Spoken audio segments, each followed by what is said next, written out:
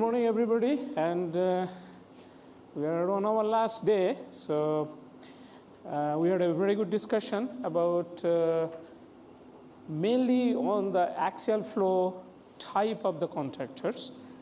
But as I keep saying, that one of the big differences between the liquid gas systems versus the solid gas system is that the type of the contactor makes actually a lot of difference.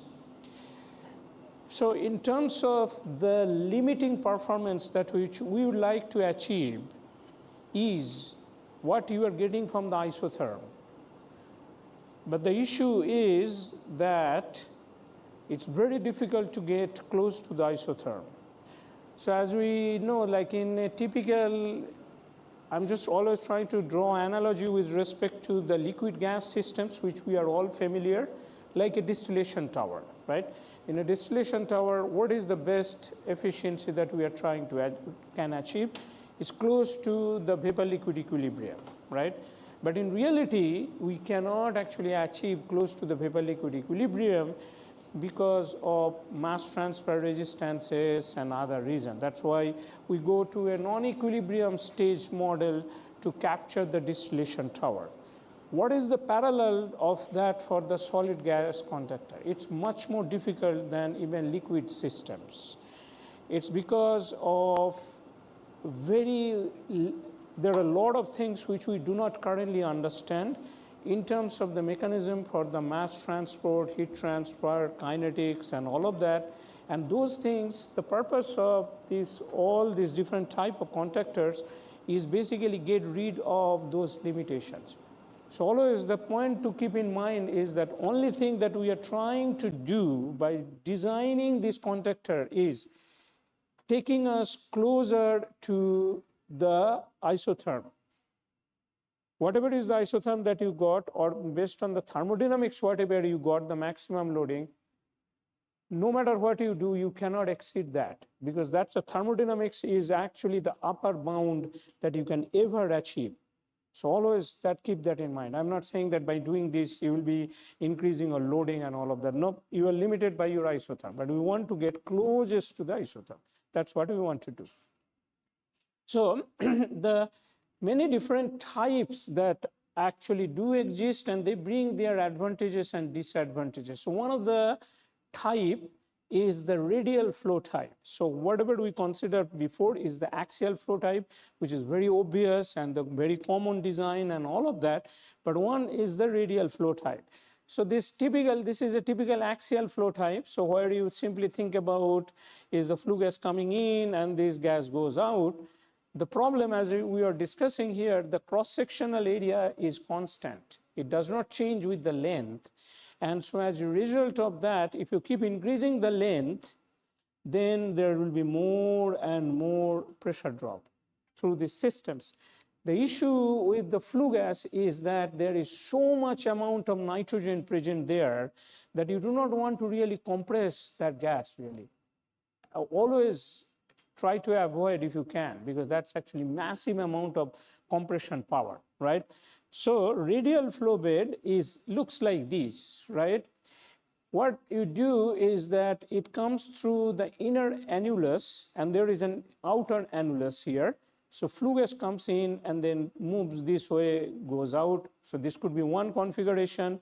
And then it can also be that the gas will come in at the outer annulus and then flow this way. So it could be either type of configuration is possible. Then if you look into these red arrows are actually considering that what is the hot stream or the desorption. So the blue one is for the adsorption step and the red one shows you desorption step. So now if I say this is a counter current desorption, so it is possible that the flue gas comes in through inner annulus. If it goes this way, then the counter current basically means that the steam or whatever hot gas that comes in, that actually comes through the outer annulus. So it will be counter current, right? And it could be other way around. It is possible that the flue gas, instead of inner annulus, it comes in the outer annulus. So if it comes in at the outer annulus for a counter current configuration, then the steam or any hot gas will be flowing through the inner annulus. When we consider the co-current desorption, right, that what happens is that you can consider that both the gas and the steam flows in the same direction. So flue gas can come in the inner annulus. In that case, steam will come in the inner annulus, or the other way around, that both steam and the flue gas both comes in the outer annulus.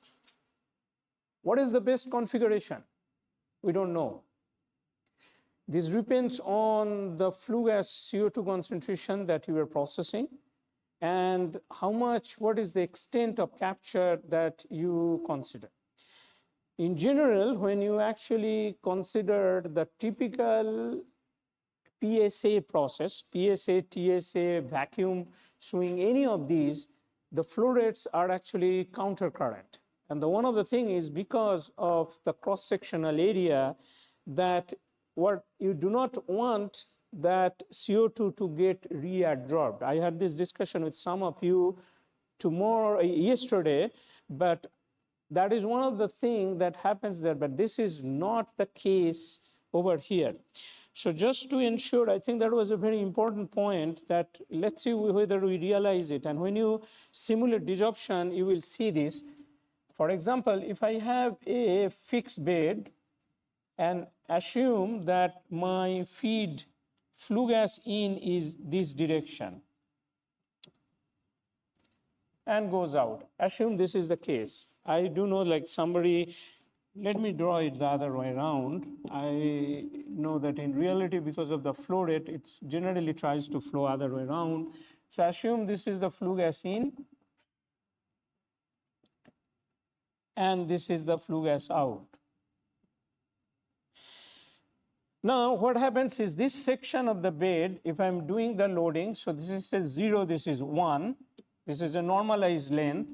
And if you look into the loading 0 to 1, what you will find that the loading is something like this. So later sections do not really capture anything. Now, when you start desorbing it, say if I'm actually trying to desorb it this direction, so I say steam in or whatever, and then I say CO2 out. If I have a configuration like that, what would happen is that steam desorbs the CO2, because this portion is very high CO2 loading. The moment the CO2 goes desorbed, it has got very high partial pressure of CO2. That CO2 can actually absorb here. Remember, this section did not absorb anything here, because when you actually treated the flue gas, that only had maybe 5 to 15% CO2 concentration. And by the time it reached here, it was very low, maybe 1%, maybe ppm level. But when you are actually desorbing the CO2 from here, and it is in presence of steam, this CO2 concentration may be 50%, 60%, 70%. Under that condition, then it will absorb here. So basically, we are desorbing from one section, absorbing in another section. And that is mathematically makes sense. In real life also, these observations are done. Now, the problem that comes there is that you are not really desorbing the bed, because this is reabsorbing here. So for completing your desorption cycle, you have to keep passing the steam that you desorb from here, then you desorb from here, then you have to finally desorb from here. So that's one of the reasons that these configurations are actually always done in the opposite direction.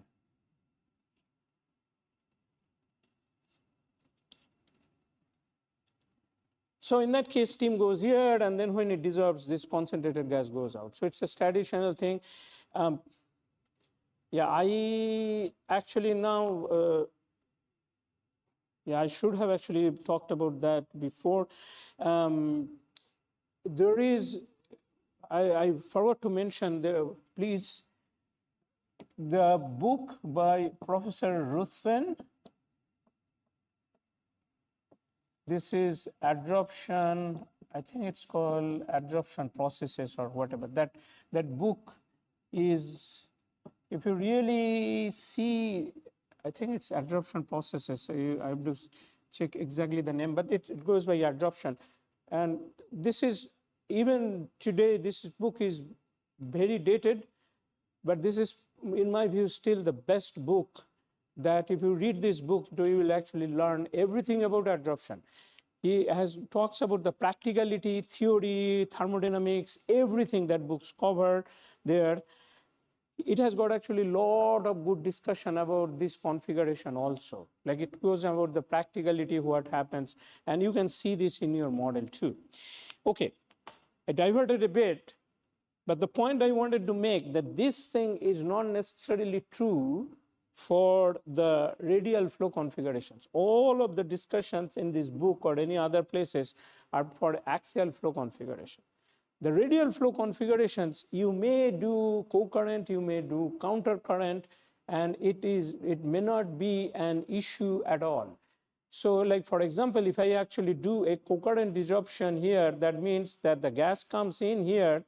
The main, why it may not actually, when you desorb it, why it may not adsorb here is because this cross-sectional area is very small. So the gas actually speed up through the process. It's a very high velocity. If you simulate this bed there, and depending upon the annular size, it can actually speed up by 100 times, 1,000 times through that locations. But it's a very short path length, and because of a very low residence time, it actually has got no time to get recaptured.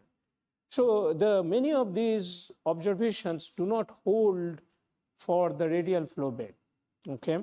And it also gives you one more degrees of freedom, which we love always as a process systems engineers, right? Like this is my optimization variable. In axial flow bed, these are the only two options that I have, co-current, counter current. Here, I could consider all type of configuration. Like you saw all these four options, these are possible. Here, I just have got only two options. So instead of two, I have got four superstructure to evaluate, and one of them may be optimal.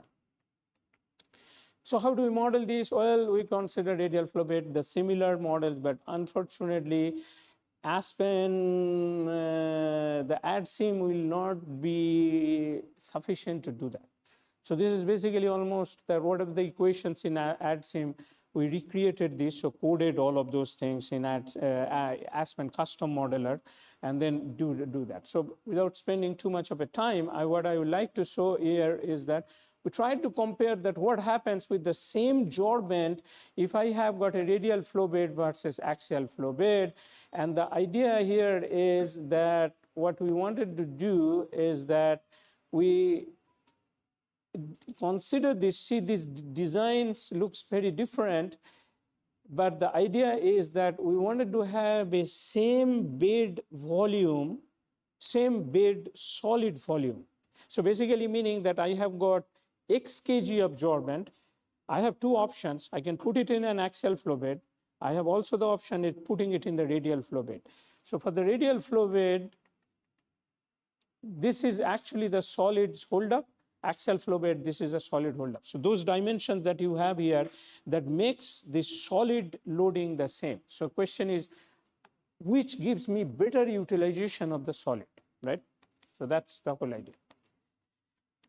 Now, what the interesting thing is, first, as I say, pressure drop. So you see, if you look into axial flow, irrespective of whether you consider co or counter current configuration, and with respect to the time, you will see that this is how it actually shows up. But look into the radial flow bed, actually. It's way low. Even though this looks like not a very big pressure difference, but when you actually consider the flue gas and consider the massive amount of the flue gas flow rate, there is a big difference in the power requirement based on this pressure drop. So you generally try to keep it very small. So this is very big differences here. what you might like to think about that why this is like this, anybody can guess. It comes here, increases it, and then shoots. Okay. So you saw that configurations, right? The pressure drop comes there, and for both cases, after sometimes it shoots up, and then it comes down. Anybody can guess why the pressure drop is lower, then it increases, then shoots up, and then decreases again. For any type of bed, it is showing this same type of a profile.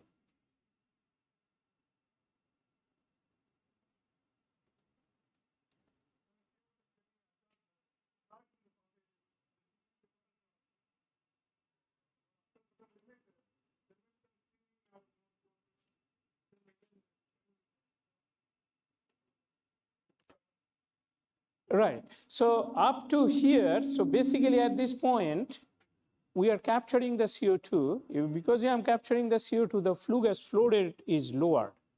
So the less amount of flue gas is flowing through the system, as it is absorbing less, or the CO2 has to go through a longer path length, the pressure drops keeps increasing. Up to this is adsorption cycle.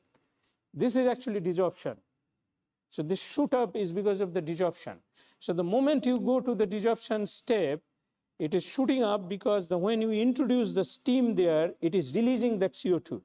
So large amount of the CO2 and plus steam that will actually now flow through the system. So that gives the shoot up, and then it decreases because the CO2 is getting desorbed. So there is not much CO2 coming out from the bed that needs to flow. It is basically only the steam that is flowing through the system. So that is what is actually happening through this whole entire process. So interesting, if you simulate this entire cycle, this pressure drop shows some interesting dynamics, and that is why it is doing. But nevertheless, there is a big difference in those two things.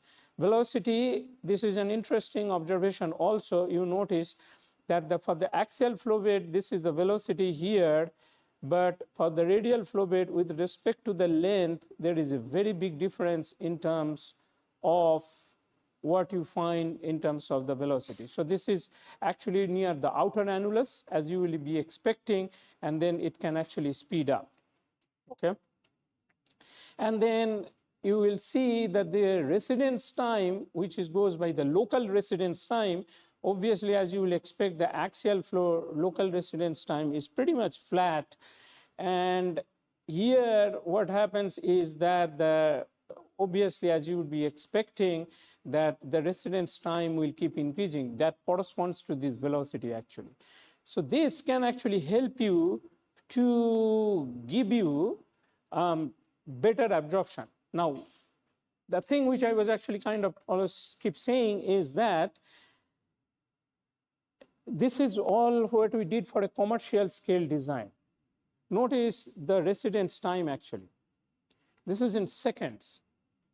So commercial scale reactor, like if you go to like any typical industry, petroleum, petrochemicals, cryogenic and anything, calculate the residence time can be second, milliseconds, 2 seconds, 1 second, 3 seconds. So that basically means that your kinetics has to be very fast.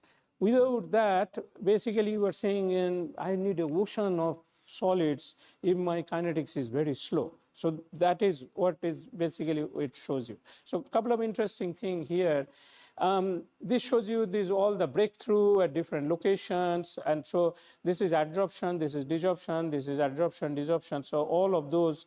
And now, without going into these profiles too much into it, the interesting thing here is at the breakthrough, if you do a loading profile, you see the average loading profile is this 0.75, and for the radial flow we got somewhat higher average loading. This is using the same absorbent. What is the maximum for these ones?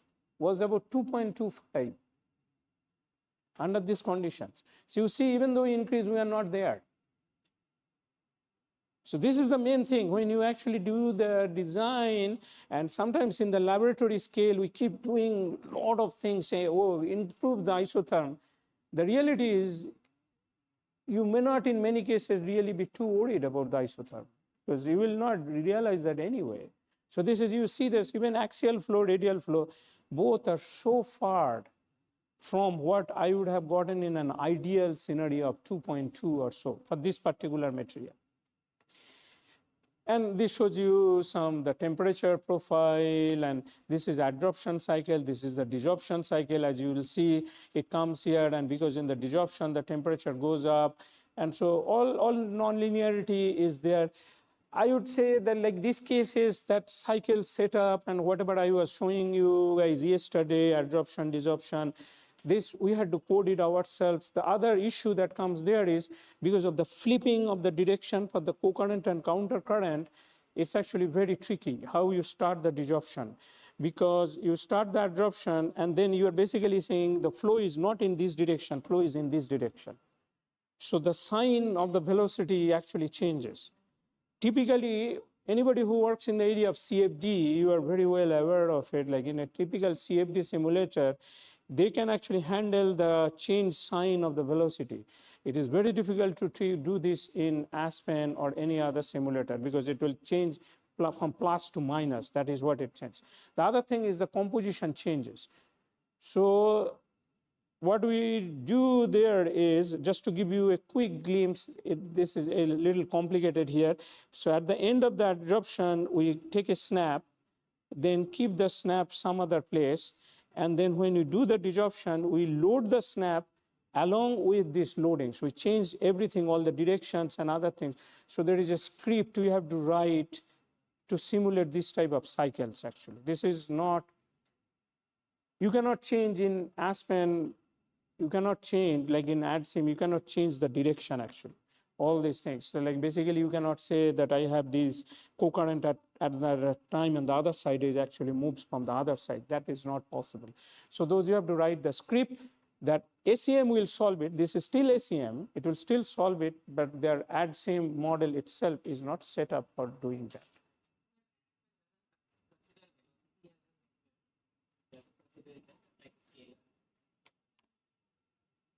The way we declare that, it really depends upon how you do this. So if you see this, if you see these codes, we say that velocity as distribution 1D. If you declare this velocity as a distribution 1D, it is a vector. It depends upon how you do it actually, but these are all treated as a vector. So remember when I was writing these equations in this, again from BSL, d dx u ci, right, that term. So u and ci both is a function of the derivative. So this u and c both are distributed variables. Yeah, so it's a issue is more from a numerical perspective. So Newton solver has got issues.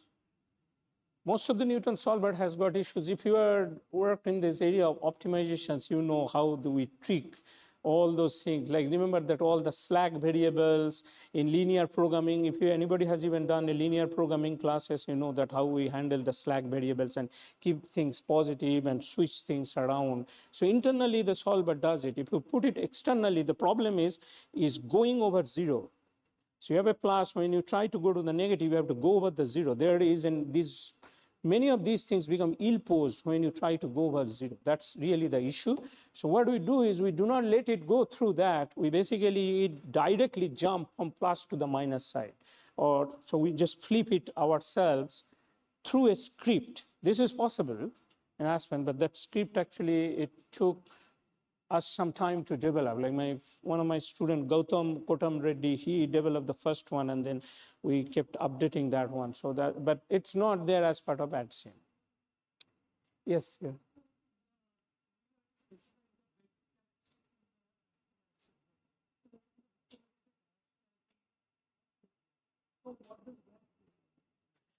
So as I was saying, that the main thing here is that those valve and other things that you set it up there, that is only for your axial flow bed that it will actually do that, right? Axial flow bed has got only two options. So you have got the co-current, like both or this way, and then you can say it is coming countercurrent. Here it has got the other way around. Like the issue there with this that actually comes there is that you can have co, counter, and it can be both inner and outer. So this gives you actually many more options there, and that is at one point of time this velocity becomes negative. But remember, in Aspen's case, so okay, just to ensure that we are on the same page here, so it depends upon which direction you consider as a positive r. So this is r direction, right, which consider your positive r. The moment you do that, it could be plus r, minus r, minus r, plus r, minus r, or minus r, plus r. Those things, those switching becomes actually difficult. Yeah. So but that you can write the code to do that. Okay, so yeah, it's a little tricky, but you can do it. But we found some interesting results here that what we wanted to do. And I'd say that if you now, what happens is that if you can, so why, now I'll go to some interesting thing here.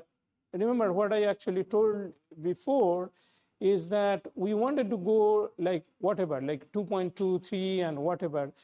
And if we now actually go to a very high average loading, then you have to do some kind of a heat removal. So this is considering an ideal isothermal scenario, which it is not practical, right? So this is the point you have to remember here.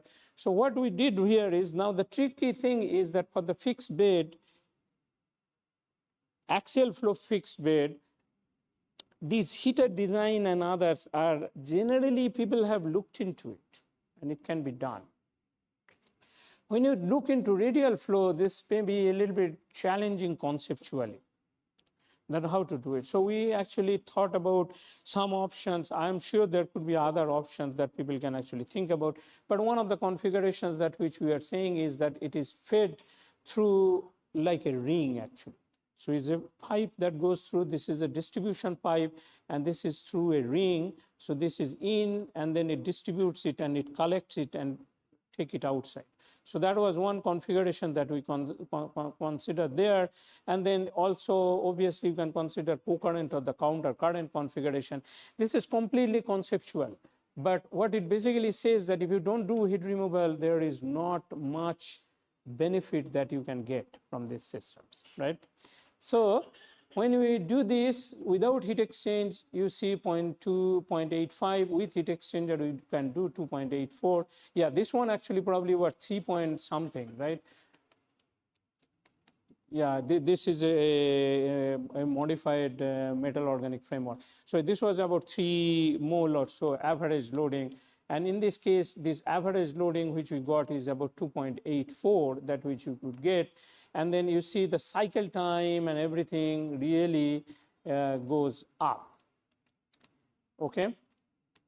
The other interesting thing is you see the desorption time, if you think about it, is also depending upon, if you use an heat exchanger there, your desorption time actually also goes down quite a bit. Like if you do not do it, you have to put the steam and it just keeps flowing and flowing, and you are not able to provide the heat there. But with this gives you the opportunity. You see that how these lines actually looks, how squiggly this is, like these are all very nonlinear. So that is where I was saying that if you just try to do it straightforward like this, it seems like a nice concept, but if you look into it mathematically, this is very challenging. One is because of the flow direction. Second is basically the moment your flow direction changes, you have to say, how do I pass on the loading at the end of the adsorption to the end of the beginning, end of the desorption to the beginning of adsorption. So how I do that? Then the third thing comes there is because of the stiffnesses that actually arises here. The solver will absolutely run into trouble. So for all of these cases, when you actually do it yourself, you have to do two things that which I discussed before. Equation scaling, variable scaling is absolutely critical. Without that, you will not be able to converge this. You have to also go by each equation one at a time and say, Is it well conditioned? Is it well posed? Under what conditions it can actually degenerate and all of that thing. So this is definitely a challenging problem, but it can be done. When Asphintech, the solvers, has got all of these things, but you have to kind of help it up. Then the next thing was that same way which consider commercial scale up, right? This is something, this is a concept that I wanted to bring it here. The breakthrough time concept that you see in a typical adsorption cycle people consider is not necessarily the breakthrough time concept for CO2 capture. So what is a breakthrough, right?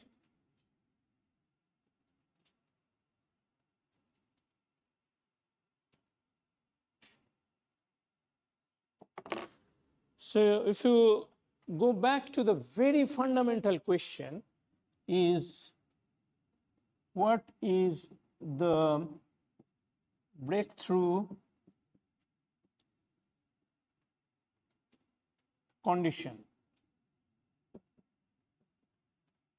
So if I plot this and say C over C naught, and this is with respect to time, and you may say, well, this goes to 1. You may say, for my system, this is the breakthrough. It may be breakthrough here for another one. So maybe for one system, this may be for another system. It depends upon what is the tolerance of these in your systems. Like if you are doing a cryogenic air separation, this is how you should be defining it. Like, because if your CO2 goes through the system, you will be saying, no, I cannot accept it because it will be forming dry ice later on. So I cannot accept it here. But when you are doing the CO2 capture processes, it's different. Because if you are targeting the 90% capture or 95% capture, remember during this time you have 100% capture. So you need a time average 90% as the breakthrough. So for CO2 capture, it should be really the area under the curve. You have to take the area under the curve, and you have to basically say when this integral area under the curve exceeds whatever is the limit, that is when the breakthrough takes place, right? Because when you're sending it to the pipeline, you are saying, I want 90% capture, but I'm doing 100%, 100%. So I can afford to do only 80% capture or maybe 85% capture. On a time average basis, as long as I can do 90%, I'm fine. So this is the difference in the breakthrough definitions. This is what we defined as a breakthrough for most of our papers, that it's an integral value. That is what we are trying to do. Okay. Okay. I know many of you are interested in the cost, and as you are talking with me, I thought I will give you a quick glimpse of what is the other side. And in the beginning also, I kind of said that cost is ultimately it's a dollar value or a India INR value that is probably the most important thing that you are looking into to be competitive in the market, or for somebody, your management or any other client that you go to say, my technology makes sense. So how do I convert all of these things into a cost? The bigger problem here is that it's a dynamic problem. So we have done cost analysis as part of our undergraduate courses, like design courses. But those are mainly for steady state system. So here we need to draw the parallel for that. And there are many different ways to do this one.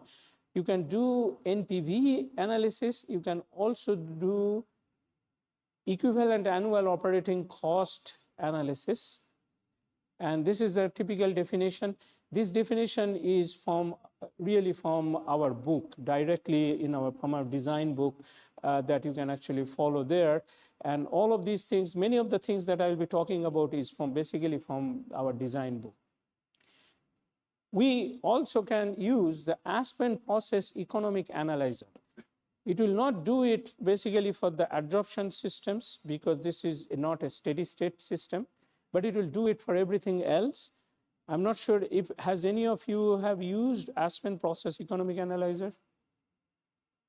Okay, this actually has got a database from all over the world. Like US Gulf Coast is probably, they have the massive amount of the data that they collect every 6 months and populate it there, but it is also there in many continents. I do know in India, multiple regions, they have the databases. So they actually get the data from the vendor for the general formulations. I'm not sure any of you have used the software that goes with our book, like the cap cost. No, right? So yeah, this goes with the book analysis, synthesis, and design of chemical processes.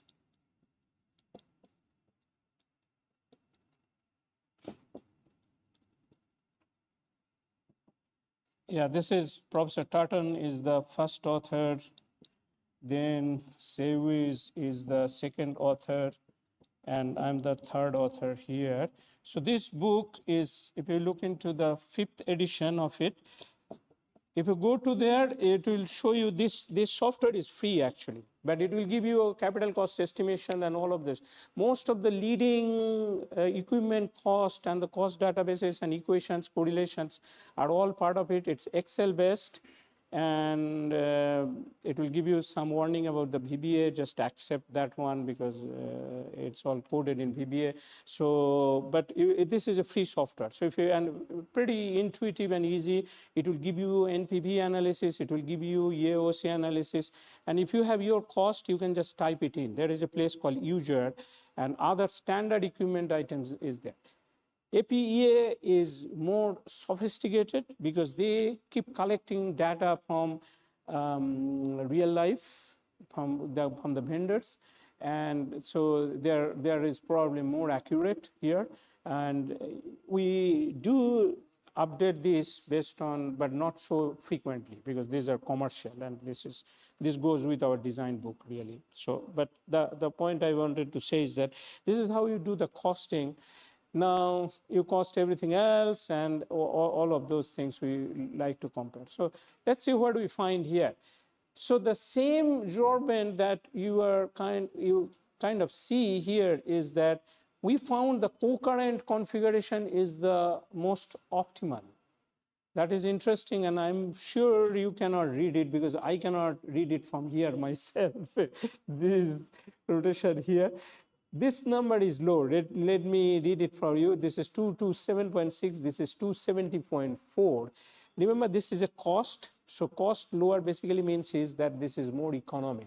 So it is showing basically the co-current configuration is actually more economic than your overall system. The interesting thing is that what we found that the number of bed here you see, like we had got, if you're considering an axial flow bed for the same amount of flue gas configurations, where you needed 64 bed here for that cases, and here we could just require only 34 bed.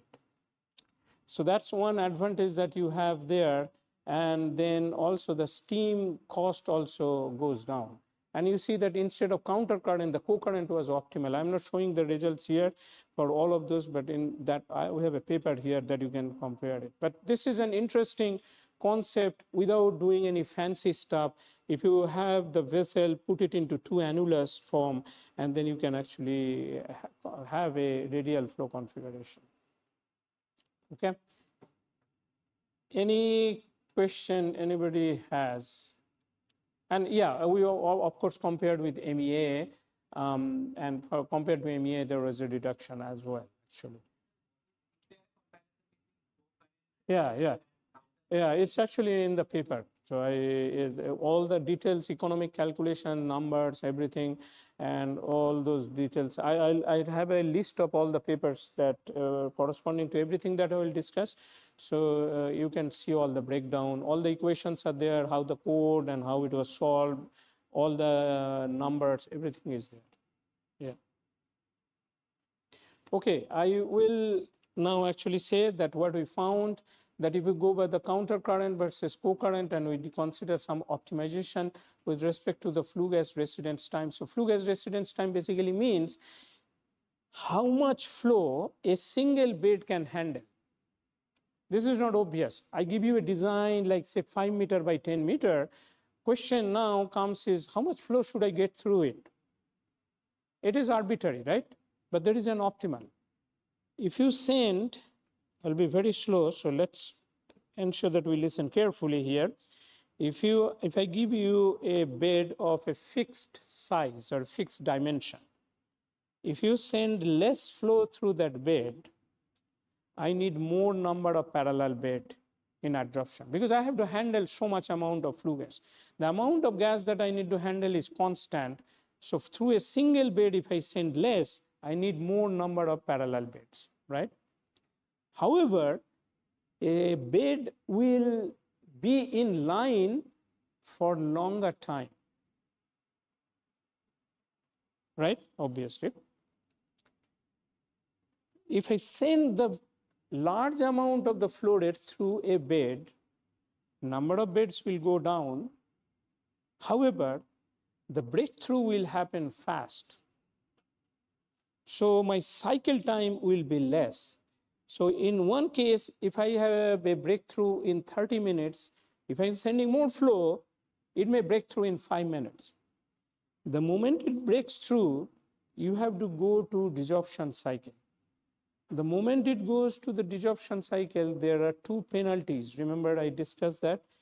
The desorption heat, you have to think about it. One is the sensible heat. Every time you heat the bed, that heat for heating up the solids is a penalty that you incur. So desorption heat is equal to heat sensible heat for heating up the adsorbent plus bed plus heat loss through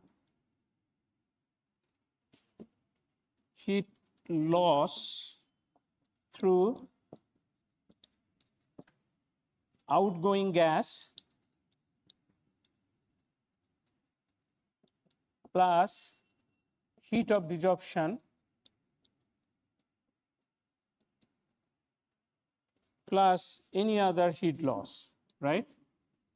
So this one, it doesn't matter. Whether I have a cycle time faster or slower, it doesn't matter. So much amount of CO2 I have to desorb. So this is constant. But every time you get into the cycle, this adsorbent flow rate is something that you, oops.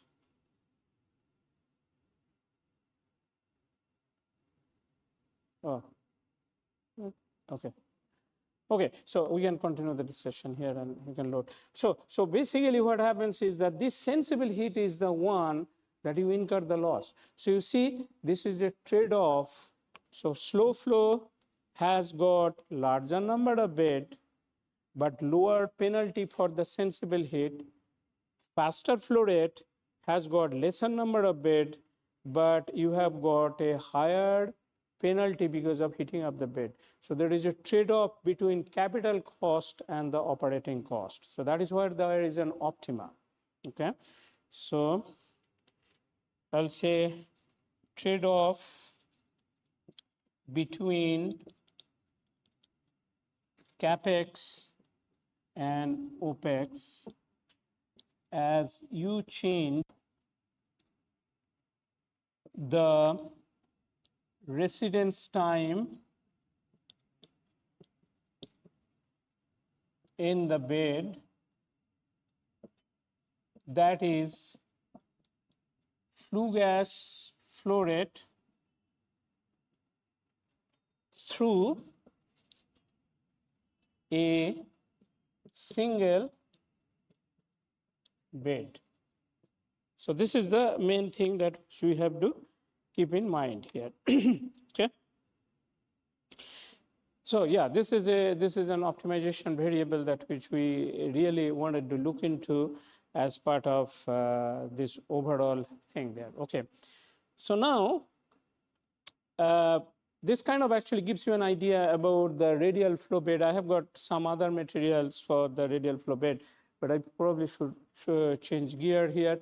Any questions anybody has for the radial flow bed? Okay, so if not, you can go 2 slides back, but I can take care of it. Yeah, so now I'll be switching the gear here. Another good idea is actually the rotary packed bed. This is the one thing with a rotary packed bed is that basically the idea is very simple. It looks like a fan. So think about your household fan, but it's like a gigantic blade and it is all full of one section is for adsorption, another section is for the desorption. This draws parallel to power plant air preheater. If you go to an existing power plant, even now most of the power plant air preheaters are like that. So if you see this, we call it a Langston type air preheater, right?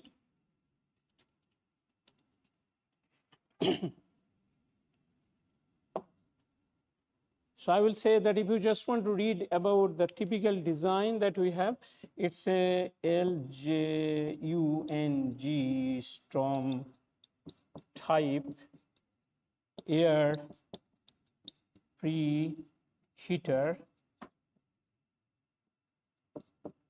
in coal-fired power plants.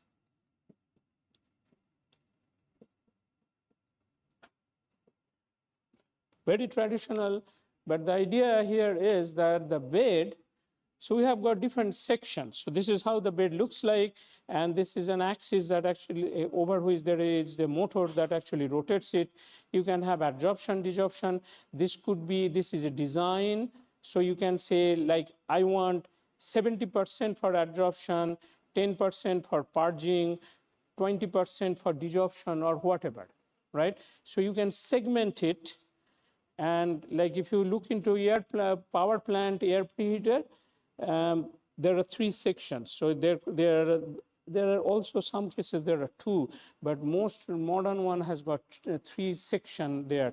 So primary, secondary for the tertiary air, and you could have the different air preheater sections. So that way you can actually segmentize it, and these guys have come up with their seal design and all of that to ensure that there is no leakage there. What is the advantage of this? One of the big advantage of this is that the way to understand this system is that because you are able to rotate the bed, you are changing the residence time of the solid. In a fixed bed, if you are changing the flow rate of the gas, you are only changing the residence time of the gas. Solid is staying there. In this case, because I can rotate it faster or slower, I have another degrees of freedom. So I can take the same bed. I have got a lesser amount of gas that I need to process. I will just slow down the bed. And I want to process higher flow rate. I have to rotate it faster. Of course, with the understanding that I'm able to heat it up and desorb it, and those limitations are there, but you have got lot of cushion there. This may even be good for a laboratory scale, like if you develop a small one of these, like you say, in my lab, I could only synthesize 1 gram of the absorbent, and now somebody comes to me and say, yeah, you need to process bunch of CO2 concentration like 5%, 10%, 15%, 30%, and all of that. That 1 gram of absorbent may be insufficient for you to do that. And you basically say, okay, I need to do 20 gram or 50 gram or 100 gram of absorbent, and it may take longer time, but this gives you a flexibility that you can just speed of the motor, and that gives you the residence time, and then you can process more amount of gases. So this has got one really nice degrees of freedom. There are many different ways to do this. One is the consideration of the heating and the cooling, and there is a static heat exchanger tubes that we actually anticipated in between two layers for heating and the cooling. Okay, so without spending too much time into it, this I already explained before. Like this is a tetramine appended MOF that which we evaluated for this one. Okay, and I will skip these ones. So this is basically the main thing that you have to really think about for one of these is that for the solid, there is a theta direction. So again, if you want to use straightforward Aspen AdSim, it will not work because there is no theta direction there because it's rotating, right? I do know some people try to use it for modeling it, but it's a big approximation. You have to make what is happening for the solid as it is moving there. So there are three directions it is important: theta, R, Z, all of that. So we mainly consider the Z and the theta and assume that in the R direction, it's not much, but you can incorporate R direction as well. So this is all the derivations. We did this, and now without going into the equations much, this is we basically for the non-reactive systems, we wanted to show how it actually looks like. And this is for air preheater, and we showed that for a non-reactive systems, the prediction from our model whether it compares well with the actual power plant data or not. So this is what we found. Seems like it was pretty good. That's what you will see, that these temperatures are for air and the flue gas, because in power plants they heat air by using the flue gas, and this is only a heat exchange problem, no reaction here. But this is the only data we could find in the literature that we could utilize it. Okay, then what we did was that we take this and solve an optimization problem. This model we have coded in multiple softwares depending on some of the issues that which we kept facing. So we had Aspen custom modeler, and because the problem with this guy is, this is actually also a tricky problem. So when it is coming, say this is the adsorption side, okay, say this is the adsorption side. What is the, so for this, because the solid is moving, I need to have a boundary condition for the solid. What is the boundary for the solid? Whatever comes out from here. What comes out from here depends upon what comes out from here. So you see, it's a rotary boundary continuity that you have to consider here. So this place depends on this place depends on this place, this depends on this one. And so you have to consider that. So it's a tricky boundary condition problem that you have to solve. And there are multiple different ways we did this. We created initial gas by, in SEM, we had difficulty in solving this. So we first did a dynamic problem. We said we start out with something, and let's solve a dynamic problem that generate an good initial gas. When the dynamics settle down, that means these boundaries has settled down. Then you grab that snapshot and load it as a steady state, and then you will design this. So in Aspen, this is what we did. But this could be done in Python. Even IPOpt that I was saying, we had difficulty in solving these optimization problem. So this solution is used by using ConOpt, actually. So ConOpt and within Python framework. So most of these things I will show you this, and these are the decision variables, right? Okay, all right. Yeah, we did it, considered it like a polishing step. This polishing step basically means is that it's a hybrid capture. So it's a solvent sorbent. So I know there are consideration that we are saying Jordan membrane, solvent, Jordan, all these hybrids possible, right? So this one actually considers a solvent Jordan type where this guy is doing a polishing step. That basically meaning is that 90% here and the solvent captures also around another 90%. That means it gives you a 99% overall or even 99.5%. So you are entering the direct air capture range. So all of those configurations possible. Okay, yeah, this gives you all the optimization, the Pareto front, show the energy requirement for each one of them. And yeah, these are, you can see that this stiffness is, many solvers will struggle actually to do this optimization problem because of all these stiffnesses. You see actually it almost looks like a vertically going up and then comes down.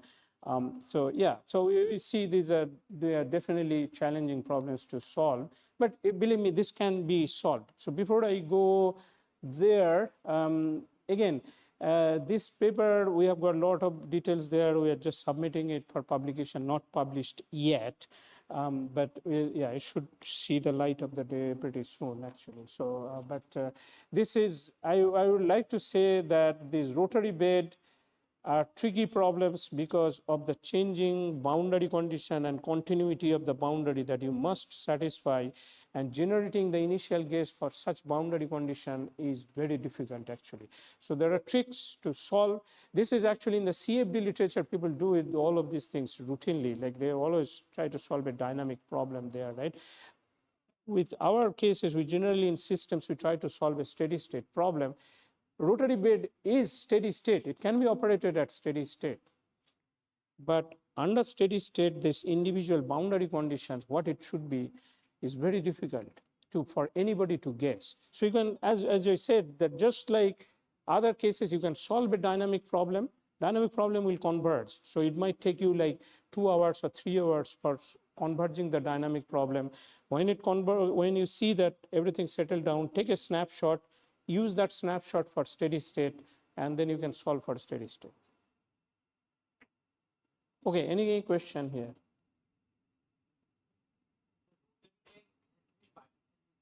Yes, it is partitioned, yes. Sorry?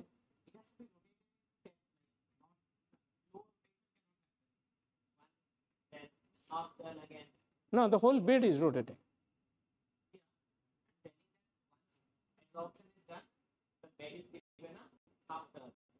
No, the bed is not rotating.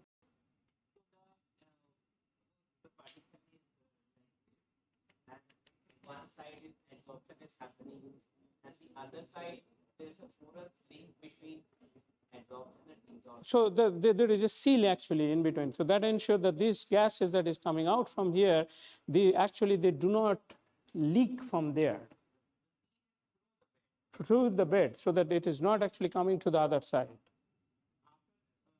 One side, suppose red side, two gas inlet. Right. So this comes here, so the bed is rotating. So the moment this enters the absorption range, these are partitioned, right? So there is a seal there. So as a result of that, the moment it enters here, it comes in contact with the flue gas, right? And then it keeps loading here. The moment it comes out from here, it does not come in contact, there is no contact with the flue gas anymore. Then it comes to the desorption. Again, we are just showing it for the cartoon, we are just showing it only absorption, desorption, but you could have other step. But the moment it comes here, it comes with steam. So then come in contact with steam, then desorption actually starts. So as this rotates, it dissolve, and then it enters this absorption section. No, so the collection and other things, these are actually tricky. If you have access to a power plant, I will suggest definitely have a look into it. This is the most common actually, and it's there in the book actually. Any power plant book, you can actually, it's called Lungs type air preheater. I am sure most of the companies still actually uses them. Very efficient heat recovery.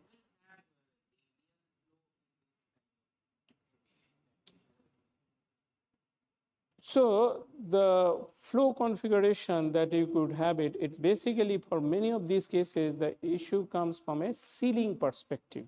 So when you have a radial flow, you can have a collection pipe and consider that. But what point you have to remember here is there is something which is rotating. So sealing a rotating bed, these are a lot of practicality issues there. If you can do it, yes, any configuration is actually possible. But traditionally, these flows in this direction, they are because the seal is along this border. So you do not need to worry about the seal. But now if you are flowing in this direction, that means then you have to collect it and send it out. And that will be a stagnant location there. That makes it actually, it makes it tricky to have those seal configuration there. So, but yes, if somebody can come up with a mechanical design, you can have any type of a configuration here. Yeah. Yes.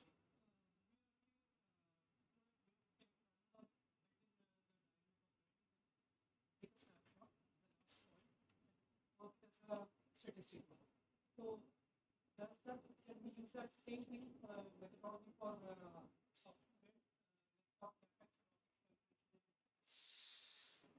Yeah, as I was saying that it will be good to read those papers. I will actually suggesting this one. So for that, you have to, the problem here is the last point in the bed is not really sufficient for telling you that how many adsorption bed and desorption bed you will need. So first is that you have to do solve to cyclic steady state. Then you have to calculate number of adsorption step and number of adsorbent bed and the desorber bed. That is what you have to do, consider that. And that is what I was saying, you have to solve a scheduling problem that will give you number of adsorber bed and the non-adsorption steps. Sum it up, that gives you the total amount number of bed that is required for the capital cost. That's done separately. That's a different calculation. You can put it in ACM as a scheduling problem, but we generally do it separately.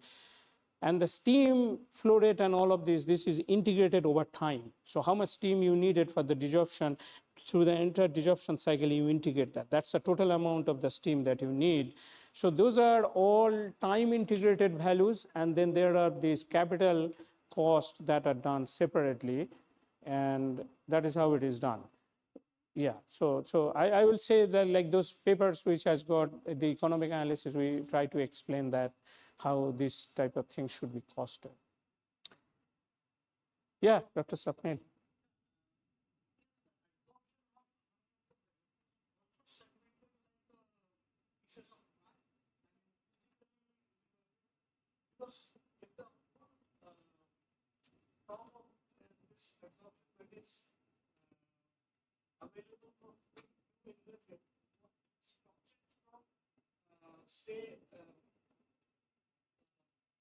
Say from 0 to say 5/4 radian.